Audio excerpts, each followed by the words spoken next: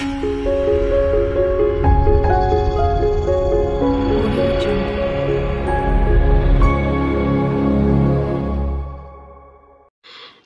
আমি রুমকি। তোমরা প্রত্যেকে দেখছো রুমকি লার্ন ফর টুডে। চলে এসেছি আজকে তোমাদের সামনে আরও একটি নতুন ভিডিও নিয়ে।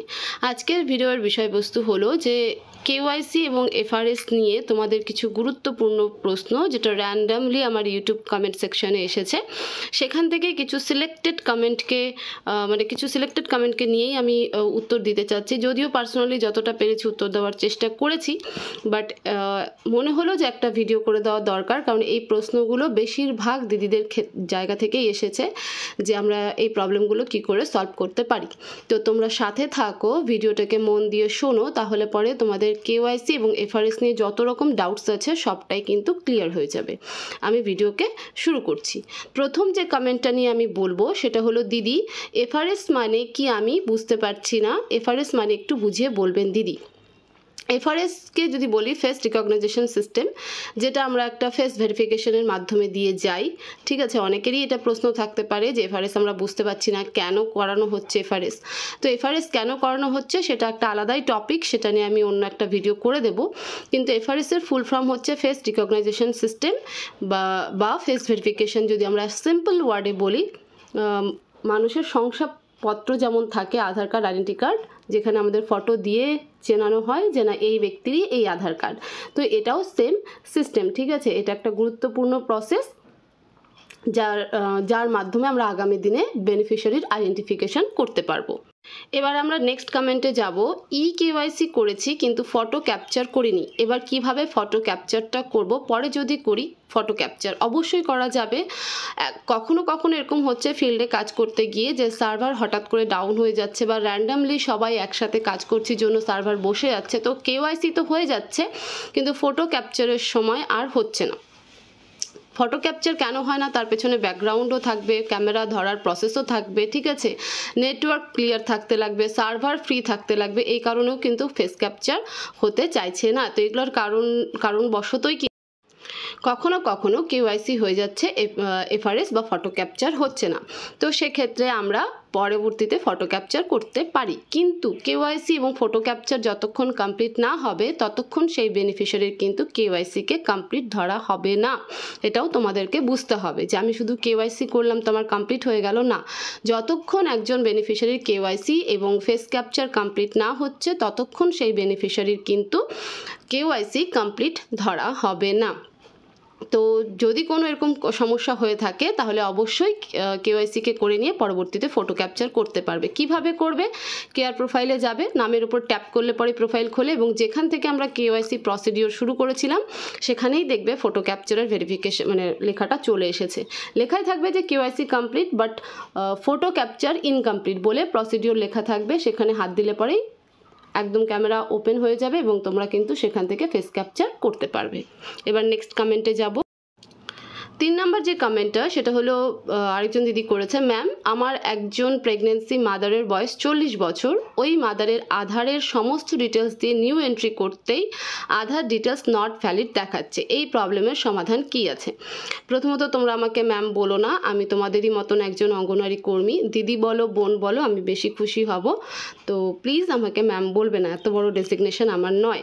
ঠিক আছে, যাই হোক, এবার বলি যে আধার ইনভ্যালিড কেন দেখাচ্ছে। আধার যদি আপডেট না থেকে থাকে কোনো বেনিফিশিয়ারি, সেক্ষেত্রে আধার ইনভ্যালিড দেখাবে, 1 নাম্বার। 2 নাম্বার, কোনো বেনিফিশিয়ারি যদি আধার আপডেট করতে দিয়েছে, সেই আধারটা এখনও তার হাতে এসে পৌঁছায়নি, কিন্তু পুরনো আধার দিয়ে তুমি এন্ট্রি করছো বা তোমাকে দেওয়া হয়েছে, সেক্ষেত্রেও আধার ইনভ্যালিড দেখাবে। তো এই দুটো কারণেই কিন্তু আধার ইনভ্যালিড দেখায়। তো সেই বেনিফিশিয়ারিকে আগে জিজ্ঞাসা করো যে আধার আপডেট করতে দিয়েছে কিনা। যদি ওই বেনিফিশিয়ারি আধার আপডেট করতে না দিয়ে থাকে তাহলে তাকে আধার আপডেট করতে বলো। আপডেট করতে গেলে পরেই 7-10 দিন সময় নেবে, তারপরে যখন তার হাতে চলে আসবে তখন কিন্তু তুমি এন্ট্রি করবে, তো সাকসেসফুলি সেটা হয়ে যাবে। ঠিক আছে, আচ্ছা, কখনো কখনো এমন হয়, আপডেট কেন করতে হয়? আপডেট 10 বছর অন্তর অন্তর, বা হ্যাঁ 10 বছরই ধরা চলে, 10 বছর অন্তর অন্তর আধার আপডেট করতে হয়, যেটা এখন চলছে প্রসিডিওর। বেশ কয়েক মাস আগে থেকে শুরু হয়েছে। আবার কিছু ক্ষেত্রে ইনভ্যালিড এই কারণেই দেখায় যে ধরো যে কোনো বেনিফিশিয়ারি আধারের কারেকশন করেছে, কিন্তু কারেকশনের আধার কার্ড তার হাতে এসে পৌঁছায়নি, আর তুমি পুরনো আধার কার্ড দিয়েই তুলছো, তো সেক্ষেত্রেও কিন্তু আধার ইনভ্যালিড দেখাবে। তো সেই বেনিফিশিয়ারির কাছে আগে জিজ্ঞেস করো যে আধার আপডেট হয়েছে কিনা বা কারেকশন করতে দিয়েছে কিনা, ঠিক আছে, সেই নতুন আধার কার্ড তার হাতে এসে পৌঁছেছে কিনা, তারপরে গিয়ে সেই বেনিফিশিয়ারির আধার মানে নাম এন্ট্রি করো, অন্তত স্পেশালি এই কেসগুলোর ক্ষেত্রে। এবার আমরা পরের কমেন্টে যাব, সেটা হলো ফেস ক্যাপচারের জায়গায় রেকর্ড ভিডিও আসছে, কি করব দিদি? দেখো, এটা সমস্তটাই ফোনের র্যামের সমস্যা। যদি ফোনের র্যাম কম থাকে তাহলে সেখানে ফেস ক্যাপচার আসছে না, মানে ফটো ক্যাপচার আসছে না, সেখানে রেকর্ডেড ভিডিওই আসছে। আমি অনেকটা ট্রাই করে দেখেছি, আমাদের এখানেও অনেকজন দিদির ক্ষেত্রে সমস্যা হয়েছে। তো আমি সেটিংয়ে গিয়ে ক্যামেরাকে অন করলে পরেও, মানে পারমিশন দিলে পরেও কিন্তু রেকর্ড ভিডিও আসছে, এবং পরবর্তীতে যেটা দেখেছি সেটা হলো ফোনের র্যামের জন্যই এই সমস্যা হচ্ছে। তো র্যাম হাই না থাকলে পরে কিন্তু রেকর্ডেড ভিডিও অপশনটা বারবার আসছে। তো সেক্ষেত্রে তোমাদেরকে ফোন চেঞ্জ করা ছাড়া উপায় নেই, এটা তোমাদের ব্যক্তিগত ব্যাপার যে তোমরা ফোন চেঞ্জ করবে কি করবে না। এবার নেক্সট কমেন্টে যাব, যে আরেকজন দিদি কমেন্ট করেছে, দিদি বাবার আধার দেওয়া আছে, বাবার আধারের পরিবর্তে মায়ের আধার কিভাবে যুক্ত করা যায় বলবেন। এই মুহূর্তে কেওয়াইসি করার ক্ষেত্রে এইরকম কোনো অপশন নেই যে আমি আগে বাবার আধার বা কাকার আধার দিয়ে এন্ট্রি করেছি, এখন আমি কেওয়াইসি করার সময় মায়ের আধার এন্ট্রি করব, এরকম কোনো অপশন নেই। অপশন কোন ক্ষেত্রে আছে? যে সমস্ত শিশুদের নিজস্ব আধার দিয়ে আমরা এন্ট্রি করেছি তাদের ক্ষেত্রে এই অপশনটা অ্যাভেলেবেল, বাকি অন্য ক্ষেত্রে অ্যাভেলেবেল নেই। তাহলে এই সমস্যার সমাধান কি? এই সমস্যার সমাধান হচ্ছে বাবার আধার দিয়েই কেওয়াইসি করতে হবে এবং বাবার আধারেরই ফটো ভেরিফিকেশন করতে হবে, ঠিক আছে। এবার আমরা পরবর্তী কমেন্টে চলে যাচ্ছি। আরেকজন দিদি করেছে, কারো কারো ক্ষেত্রে টিএচআর অপশন আসছে, সেক্ষেত্রে কি করব? কারো কারো ক্ষেত্রে না, হয়তো তোমার কিছু স্পেসিফিক্যালি বেনিফিশিয়ারির ক্ষেত্রে আসছে। এটা বেশিরভাগ দিদিদের করার সময়ই যখনই ফেস ক্যাপচার কমপ্লিট হয়ে যাচ্ছে তখন নিচে একটা অপশন আসছে টিএচআর প্রসিডিওর, ঠিক আছে। তো কিছু করার নেই, টিএচআর প্রসিডিওরে হাত দেবে, একদম আগের পেজে তোমরা চলে যাবে। আগের পেজে বলতে যেখান থেকে আমরা কাজ শুরু করেছিলাম, কেওয়াইসি, ফটো ক্যাপচার, যেখান থেকে শুরু করেছিলাম সেই পেজেই চলে আসবে, কোনো অসুবিধা নেই। সেক্ষেত্রে টিএচআর প্রসিডিওর যে অপশনটা আছে সেখানে শুধু টাচ করে দাও, ব্যাস হয়ে যাবে, কোনো সমস্যা হবে না।